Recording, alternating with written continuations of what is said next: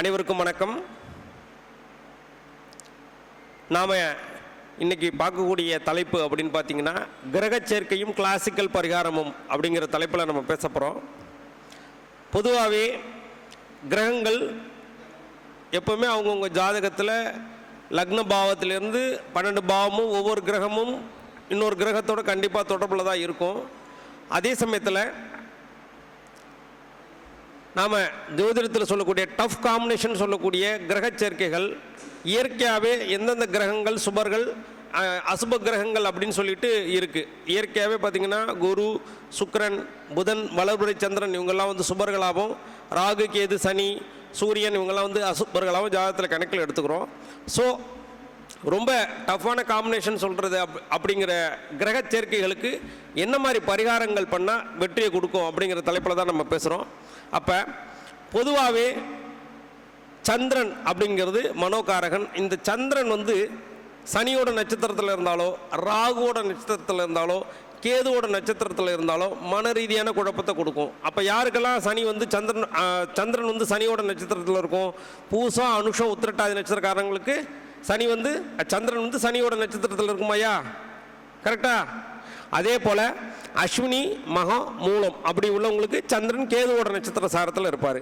அதே போல் திருவாதிரை, சுவாதி, சதயம் இவங்கெல்லாம் பார்த்திங்கன்னா சந்திரன் வந்து ராகுவோட நட்சத்திரத்தில் இருப்பார். அப்போ சந்திரன் பொதுவாகவே இந்த நட்சத்திரத்தில் இருக்கும்போது மன ரீதியான குழப்பத்தையும், அதே சமயத்தில் எப்போவுமே டிப்ரெஷனான மனநிலையே இருப்பாங்க. பொதுவாகவே சந்திரன் ராகு அப்படின்னு என்ன அர்த்தம்? சந்திரன் அப்படிங்கிறது மனசு, ராகுங்கிறது ட்ராவல் அப்படிங்கும்போது மனசு ஒரு இடத்துல இல்லாமல் அடிக்கடி ட்ராவல் பண்ணிக்கிட்டே இருக்கும். அப்போ சந்திரன் ராகுவுக்கு என்ன பரிகாரம் அப்படின்னா, சந்திரன் அப்படின்னாலே உணவு, ராகுங்கிறது வந்து பார்த்திங்கன்னா உங்களுக்கு மாற்றத்தை குறிக்கக்கூடியது, அதே சமயத்தில் சிக்கலாக இருக்கக்கூடிய அமைப்பு. அப்போ சந்திரன் ராகு யாருக்கெல்லாம் ஜாதகத்தில் சேர்ந்துருக்கோ அவங்கெல்லாம் சனிக்கிழமையில் காக்காவுக்கு இடியாப்பம் வச்சுட்டே வாங்க. சந்திரன் ராகுவால் ஏற்படக்கூடிய தோஷங்கள் பரிபூர்ணமாக நீங்கிடும். அதே சமயத்தில் சந்திரன் அப்படிங்கிறது உணவு, ராகு அப்படிங்கிறது காஃபியை குறிக்கக்கூடியது. அப்போ சந்திரன் ராகு காம்பினேஷன் உள்ளவங்க சனிக்கிழமையில் துப்புரவு பணியாளர்களுக்கு வடையும் காஃபியும் வாங்கி தானமாக கொடுக்கறது சிறப்பான பலன்களை கொடுக்கும். அது மட்டும் இல்லாமல் சந்திரன் ஜாதகத்தில் சனியோட நட்சத்திர சாரத்தில் இருக்கும்போது, சந்திரன் அப்படிங்கிறது உணவு, சனிங்கிறது பேசிக் லேபர்ஸு. அப்போ துப்புரவு பணியாளர்களுக்கு சனிக்கிழமையில் அவங்களுக்கு நீங்கள் வந்து உணவு வாங்கி கொடுக்கறது, தயிர் சாதம் உணவாக வாங்கி கொடுக்கறது சிறப்பான பலன்களை கொடுக்கும். அப்போ சந்திரன் ராகுக்கு ஏற்கனவே சொன்ன மாதிரி சந்திரன் ராகுவோட நட்சத்திரத்தில் இருக்கும்போது சர்பத்தோடு இருக்கு. சந்திரன் அப்படின்னா அம்பிகை அப்படின்னு அர்த்தம், ராகுங்கிறது சர்பம். அப்போ சர்பத்தோடு இருக்கக்கூடிய அம்பாள், மாரியம்மன், அதே போல் தலையில் குடை இருக்கக்கூடிய கருமாரியம்மன், இந்த மாதிரி தெய்வங்களை வழிபாடும் பண்ணிக்கலாம். அடுத்து புதன் ராகு. அப்போ புதன் ராகு அப்படிங்கிறது, புதன்கிறது அறிவு, ராகுங்கிறது நுட்பமான அறிவு, அதாவது கிரிமினலாக யோசிக்கக்கூடியது எல்லாமே புதன் தான். அப்போ புதன் ராகு சேர்க்கை உள்ளவங்களுக்கு கண்டிப்பாக தோல் சம்பந்தமான பிரச்சனைகளை கொடுக்கும். புதன்கிறது தோல், ராகுங்கிறது ரேஷிஸை குறிக்கக்கூடியது. அப்போ அவங்க வெயிலில் போயிட்டு வந்தால் அரிப்பு, அலர்ஜி, தேமல் இந்த மாதிரி விஷயங்கள் வரும். அப்போ புதன் அப்படிங்கிறது நோட்டு புத்தகங்கள், ராகுங்கிறது ராகு காலம். ஸோ படிக்கக்கூடிய குழந்தைகளுக்கு ராகு காலத்தில் நீங்கள் நோட்டு புத்தகம் வாங்கி தானமாக கொடுக்கும்போது புதன் ராகுவால் ஏற்படக்கூடிய தோஷங்கள் பரிபூர்ணமாக சரியாயிடும். அதே போல் புதன் சனி சேர்க்கைக்கு என்ன பண்ணலாம் அப்படின்னா, புதன் அப்படிங்கிறது பெருமாள், சனிங்கிறது கால். அப்போ பெருமாளோட கால் எங்கே இருக்கும் அப்படின்னா, பெருமாள் கோவிலுக்கு நீங்கள் போனீங்கன்னா சடாரி அப்படின்னு சொல்லிட்டு தலையில் வைப்பாங்க. அந்த சடாரி மேலே பார்த்திங்கன்னா பெருமாளோட பாதங்கள் தான் இருக்கும். அப்போ நீங்கள் அடிக்கடி பெருமாள் கோவிலுக்கு சனிக்கிழமையில் போயிட்டு அந்த சடாரி வச்சுட்டு வரும்போது புதன் சனியால் ஏற்படக்கூடிய தோஷங்கள் பரிபூர்ணமாக நீங்கிடும். அடுத்து சந்திரன் கேது. அப்போ சந்திரன் அப்படின்னா உணவு, கேதுங்கிறது வலை. அப்போ சந்திரன்னா தண்ணி. அப்போ யாருக்கெல்லாம் சந்திரன் கேது சேர்க்கை இருக்கோ அவங்கெல்லாம் ஒரு ஆசிரமத்திலையோ இல்லை வந்து கோவில்களுக்கோ வாட்டர் அப்படின்னு சொல்லக்கூடியது தண்ணி, கேது அப்படிங்கிறது ஃபில்டர். யாரெல்லாம் சந்திரன் கேது இருக்கோ அவங்க ஏதாவது ஒரு ஆசிரமத்துக்கோ ஏதாவது கோவில்களுக்கோ வாட்டர் ஃபில்டர் வாங்கி நீங்கள் தானமாக கொடுக்கும்போது உங்களுக்கு சந்திரன் கேதுவால் ஏற்படக்கூடிய பரிபூர்ணமான தோஷங்கள் நிவர்த்தி ஆகிடும். அதே போல் சந்திரன் அப்படின்னா அம்பிகை, கேது அப்படிங்கிறது ஞானம். அப்போ சந்திரன் கேது சேர்க்கை உள்ளவங்க காளகஸ்தியில் இருக்கக்கூடிய ஞான பிரசன்னாம்பிகையை தரிசனம் பண்ணும்போது சந்திரன் கேதுவால் ஏற்படக்கூடிய தோஷங்கள் பரிபூர்ணமாக விலகிடும். அதே போல் சூரியன் ராகு. அப்போ ஜாதகத்தில் வந்து சூரியன் அப்படிங்கிறது அப்பா, ராகு அப்படிங்கிறது ராகு காலம். அதே சமயத்தில் தந்தைக்கு நீங்கள் ராகு காலத்தில் தந்தைக்கு நமஸ்காரம் பண்ணுறது ரொம்ப சிறப்பான பலன்களை கொடுக்கும். சூரியன் ராகு தான் இதய நோயை ஏற்படுத்தக்கூடியது. அப்போ இதயம் சம்பந்தமான பிரச்சனை சூரியன் ராகுவால் வரும். அவங்களுக்கு வந்து இந்த பிரச்சனைகள் வரக்கூடாதுன்னா திருபுவனத்தில் இருக்கக்கூடிய சரபேஸ்வரரை ஞாயிற்றுக்கிழமை ராகு காலத்தில் வழிபாடு பண்ணுறது மிகப்பெரிய சிறப்பான பலன்களை கொடுக்கும். சூரியன் ராகுவால் ஏற்படக்கூடிய தோஷங்கள் பரிபூர்ணமாக நீங்கிடும். அதே போல் செவ்வாய் சனி, அப்போ ரெண்டுமே செவ்வாய்க்கு சனி பகை. அப்போ ரெண்டுமே பகை கிரகங்கள். செவ்வாய் சனின்னா யுத்த கிரகங்கள்னு அப்படின்னு அர்த்தம். அப்போ செவ்வாய் அப்படிங்கிறது முருகன், சனிங்கிறது திசையில் மேற்கு. அப்போ மேற்கு பார்த்து இருக்கக்கூடிய முருகன் ஆலயங்களை நீங்கள் அடிக்கடி வழிபாடு பண்ணுறது சிறப்பான பலன்களை கொடுக்கும். அதே போல் இதுக்கு வந்து என்னன்னா பழனியில் இருக்கக்கூடிய திரு ஆவினன்குடி மேற்கு பார்த்த முருகன் கோவில், இதை நீங்கள் ஒரு சனிக்கிழமையிலையோ இல்லை ஒரு செவ்வாய்க்கிழமையிலையோ இந்த கோவிலில் நீங்கள் வழிபாடு பண்ணிட்டீங்கன்னா உங்களுக்கு செவ்வாய் சனியால் ஏற்படக்கூடிய தோஷங்கள் நிவர்த்தி ஆகிடும். அதே மாதிரி சனி அப்படிங்கிறது உங்களுக்கு வந்து பூசா அனுஷம் உத்திரட்டாது. அப்போ சனியோட நட்சத்திரத்தில் இருக்கக்கூடிய விருட்சமாக இருக்கக்கூடிய வேப்பமரம் தலவிருட்சமாக இருக்கக்கூடிய வைத்தீஸ்வரன் கோவிலில் இருக்கக்கூடிய முருகனை வழிபாடு பண்ணாலும் இந்த செவ்வாய் சனியால் ஏற்படக்கூடிய தோஷங்கள் பரிபூர்ணமாக விலகிடும். அதே சமயத்தில் செவ்வாய் சனிக்கு தாந்திரிக பரிகாரமாக என்ன செய்யலாம்னா காப்பர் ஒயர் அப்படின்னு சொல்லக்கூடிய ஒயர், அந்த ஒயரை இரும்பு கத்திரிக்கோளால் செவ்வாய்க்கிழமை சனி ஹோரையில் துண்டு துண்டாக கட் பண்ணி போட்டாலும் இந்த செவ்வாய் சனியால் ஏற்படக்கூடிய தோஷங்கள் பரிபூர்ணமாக நீங்கிடும். ஏன்னா யுத்த கிரகங்கள் செவ்வாய் சனி ஜாதகத்தில் வந்து ஒன்றா சேரும்போது தான் இராணுவ வீரர்களோட மரணம் ஏற்பட்டது. ஏன்னா செவ்வாய் வந்து பார்த்திங்கன்னா யூனிஃபார்ம் பர்சன்ஸை குறிக்கக்கூடியது. அப்போ சனிங்கும்போது அது வந்து மகரத்தில் ஏற்படும் போது செவ்வாய் உச்சம் பெற்று அங்கே ஆட்சி பெற்ற சனியோடு இருக்கும்போது பார்த்திங்கன்னா தான் இந்த விபத்தெல்லாம் ஏற்பட்டுச்சு. அப்போ இந்த மாதிரி பரிகாரங்களை நீங்கள் ஆக்டிவேட் பண்ணும்பொழுது உங்களுக்கு கண்டிப்பாக புண்ணிய பலன்கள் கூடும்போது உங்களுக்கு வந்து பாவ பலன்கள் குறைஞ்சி அந்த பிரச்சனைகளுக்கான தீர்வுகளை ஆட்டோமேட்டிக்காக கொடுக்கும். அடுத்து சந்திரன், அதாவது ஏற்கனவே சொன்ன சந்திரன் வந்து ராகுவோடு சேர்ந்துருந்தாலும் ராகு நட்சத்திரத்தில் இருந்தாலும் என்ன பரிகாரம் பண்ணு சொன்னோம். அப்போ சந்திரன் சனியோடு இருந்தாலும் என்ன பண்ணும், சனி கிரகத்தோடு சேர்ந்துருந்தாலும் இல்லை நட்சத்திரத்தில் இருந்தாலும் என்ன பலன்கள் சொன்னோம். அதே சமயத்தில் குரு சனி, அப்போ பொதுவாக ஒரு சாரர் வந்து பார்த்திங்கன்னா குரு சனி வந்து தர்ம கர்மாதி யோகம் அப்படின்னு சொல்கிறாங்க. ஏன்னா காலபுருஷனுக்கு 9ஆம் அதிபதினு சொல்லக்கூடிய குருவும் 10 கூடிய சனியும் ஒன்றா சேர்ந்திருக்க தர்ம கர்மாதிபதி யோகம்னு சொன்னாலும் குரு சனி பிரம்மகத்தி தோஷத்தை குறிக்கக்கூடியது. அப்போ குரு சனி சேர்க்கை யாருக்கெல்லாம் ஜாதகத்தில் இருக்கோ அவங்க திருவிடைமருதூர் மகாலிங்க சுவாமி கோயிலில் பிரம்மகத்தி தோஷம் பரிபூர்ணமாக நிவர்த்தி பண்ணுறது சிறப்பான பலன்களை கொடுக்கும். அதே சமயத்தில் அதை வாழ்வியல் பரிகாரமாக என்ன செய்யலாம், குருனா குழந்தை.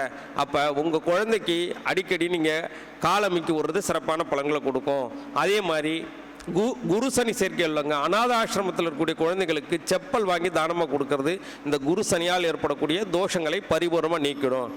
வழிபாடுகள் என்ன பண்ணணும் அப்படின்னா குரு அப்படிங்கிறது குருநாதர்கள், சனிங்கிறது பாதுகை. அப்போ குருநாதர்களோட பாதுகையை வச்சு வழிபாடு பண்ணுறது, ராமரோட பாதுகையை வச்சு வழிபாடு பண்ணுறது, இதெல்லாமே குரு சனியால் ஏற்படக்கூடிய தோஷத்தை பரிபூர்ணமாக நீக்கிடும்.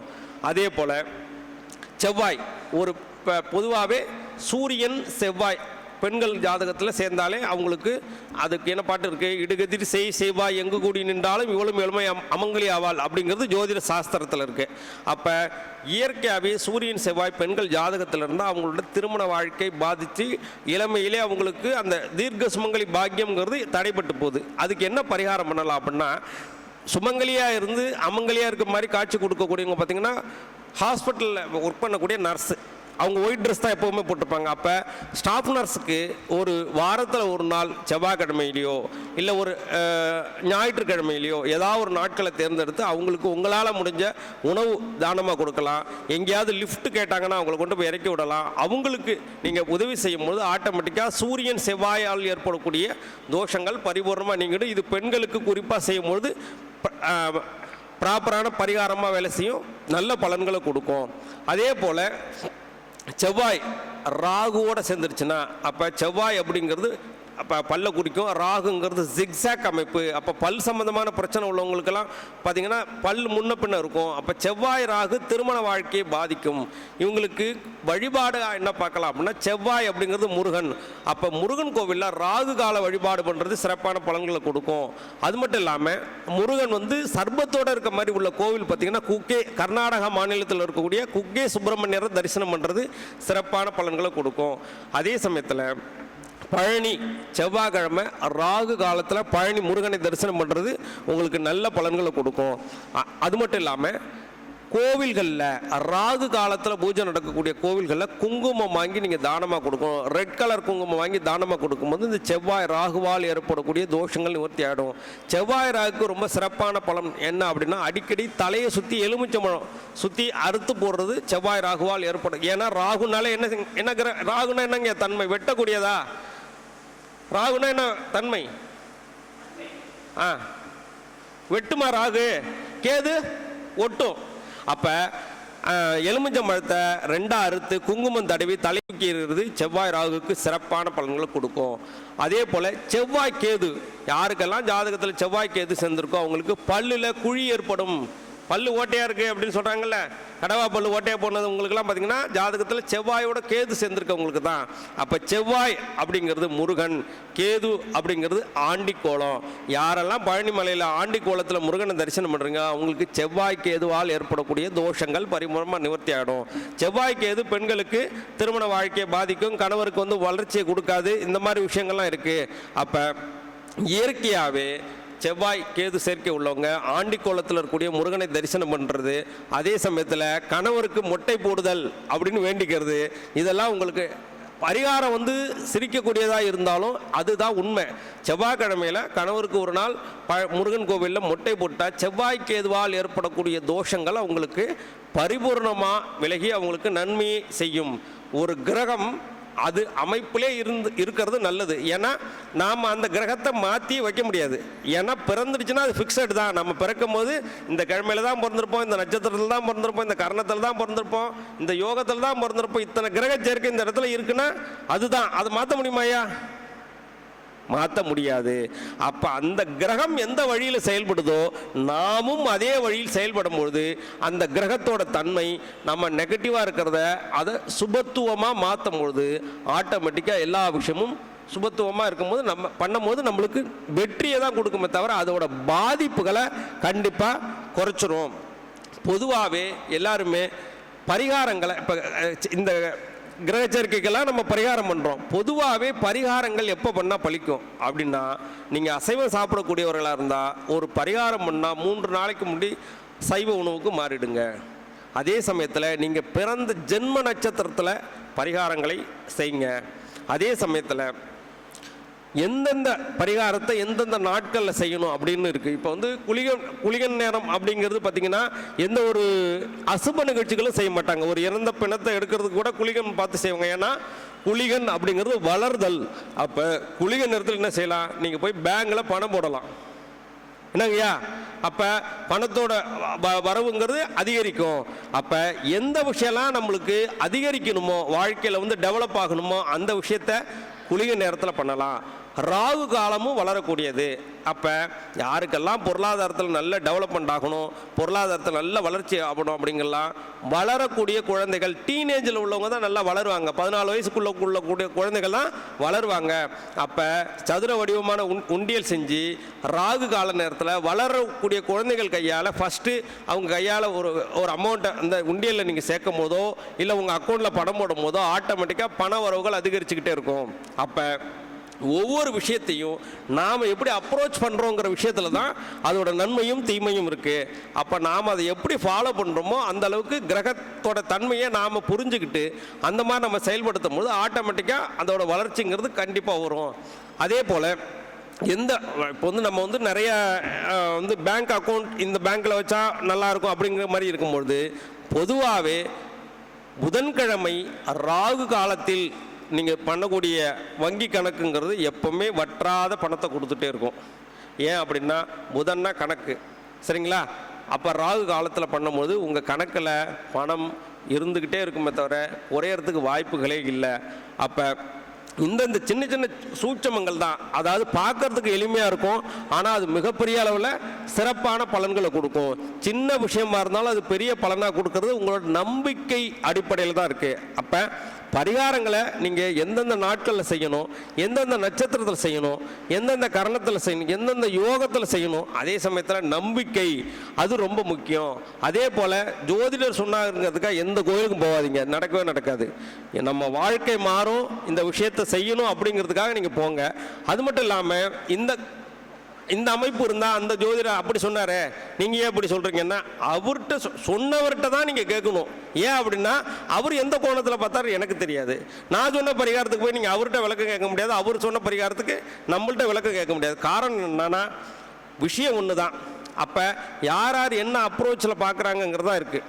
சரிங்களா? இப்போ ஒரு மரம் இருக்குது, ஒரு மரத்தை வந்து தச்சர் பார்த்தா என்ன செய்வார், நல்ல ஃபர்னிச்சர் செய்யலான்னு பார்ப்பாரு. இதே ஒரு ஆர்டிஸ்ட் பார்த்தா நல்ல படம் வரையலாம், இந்த இடம் நல்லா இருக்குன்னு பார்ப்பாரு. நம்மளை மாதிரி ஆளாக இருந்தால் என்ன செய்வோம், நல்லா சாப்பிட்டுட்டு கொஞ்சம் நேரம் இந்த கீழே உட்காந்து ரெஸ்ட் எடுக்கலாமேன்னு சொல்லுவோம். ஆனால் மரம் ஒன்று தான், சூழ்நிலை ஒன்று தான், அவங்க பார்க்கக்கூடிய கண்ணோட்டத்தில் அந்த விஷயம் மாறுது. அப்போ இந்த நட்சத்திரங்கள் தான், இந்த கிரகங்கள் தான், இந்த சேர்க்கை தான், இந்த லக்னம் தான். அப்போ அவங்க குருநாதர் அவங்களுக்கு எப்படி சொல்லி கொடுத்தாங்களோ, அவங்க என்ன மெத்தடில் அவங்க பார்க்குறாங்களோ அதுக்கு தகுந்த மாதிரி தான் அதுக்கு பரிகாரம் சொல்லுவாங்க. எப்போவுமே ஜோதிடரை குறை சொல்பவர்களுக்கு கடன் குறையவே குறையாதுங்க. ஏன் அப்படின்னா காலபுருஷனுக்கு 3ஆம் அதிபதியும் புதன் தான், 6ஆம் அதிபதியும் புதன் தான். அப்போ ஜோதிடர் சொல்லி ஒரு விஷயம் நடக்கலைங்கிறது இல்லை, நம்மளோட கர்மா. யாருமே அதை ஒத்துக்க மாட்டோம். அப்போ எந்த ஜோதிடரும் கடவுளும் இல்லை. இப்போ வந்து ஒரு விஷயம் சொன்னால் நடக்கணும், ஏன்னா இது எல்லாமே கால்குலேஷன். நம்மளுக்கு வந்து தெய்வம் நேராக சொல்லி உபாசனை மூலமாக சொல்கிறதுங்கிறது வேறு அமைப்பு இருந்தாலும் கணக்கின் அடிப்படையில் சொல்கிறோம். அப்போ நீங்கள் அந்த விஷயத்தை ப்ராப்பராக பண்ணீங்களா, தப்பு நம்ம மேலே இருக்குங்கிறத நீங்கள் ஒத்துக்கணும். அப்போ ஒத்துக்காத வரைக்கும் அதே சமயத்தில் ஒவ்வொரு ஜோதிடரையாக மாற்றிக்கிட்டே இருக்கிறது. இந்த பரிகாரம் செஞ்சு அந்த பரிகாரம் செஞ்சு அதாவது 10 இடத்துல 10 அடி குழி தோன்றதை விட ஒரே இடத்துல 100 அடி குழி தோண்டினா நிச்சயமாக தண்ணி வந்துடும். அப்போ ஒரு தெய்வத்தை ப்ராப்பராக பிடிங்க, அதை எடுங்க. ஏற்கனவே நான் சொல்லியிருக்கேன், எந்த தெய்வத்தை பிடித்தா வெற்றி வரணும் ஒரு மீட்டிங்கில் சொல்லியிருக்கேன். அப்போ ஜாதகத்தில் 5ஆம் அதிபதியும் 9ஆம் அதிபதியும் ரெண்டையும் கனெக்ட் பண்ணி ஒரு தெய்வம் எடுங்க. அந்த தெய்வத்தை நீங்கள் ப்ராப்பராக பிடிங்க, ஆட்டோமேட்டிக்காக. ஏன்னா திக்கற்றவனுக்கு தெய்வமே துணை. எவ்வளோ பெரிய மோசமான சூழ்நிலைகளிலையும் ஒருவனோட இறப்பு நடக்காது. ஏன் அப்படின்னா ஒருவன் இறப்புக்கு நிகரான வறுமையோ இல்லை வந்து பிரச்சனைகளே கொடுக்குமே தவிர இறப்பை கொடுக்காது. இறப்புங்கிறது இறைவன் வந்து தீர்மானம் பண்ணார். இப்போ காலைல மணிமேலாக்கா கூட சொன்னாங்க, ஒருவரின் இறப்பை ஒரு ஜோதிடர் 100% கணிச்சு சொல்லிட்டாருன்னா அடுத்த ஜாதகம் பார்க்கறதுக்கு அவரால் பேச முடியாது, வாய் பேச முடியாது. அப்போ கணிக்கக்கூடிய திறமை நம்மள்கிட்ட இருந்தாலும் விதியை முடிக்கக்கூடிய தன்மை இறைவன்கிட்ட தான் இருக்குது. அப்போ இறைவனை சரணாகதி அடையணும்னா நீங்கள் உண்மையாக ஜோதிடருக்கு இருக்குன்னு அவசியம் இல்லை, உங்கள் மனசாட்சிக்கும் இறைவனுக்கும் தகுந்த மாதிரி நீங்கள் பரிகாரங்கள் செய்யும்பொழுது அது நிச்சயமாக வெற்றியை கொடுக்கும் அப்படின்னு சொல்லி விடைபெறுகிறேன். நன்றி, வணக்கம். திரு ரத்னகுமார் அவர்களுக்கு சங்கத்தின் சார்பாக மனமார்ந்த நன்றியை தெரிவித்துக் கொள்கிறேன்.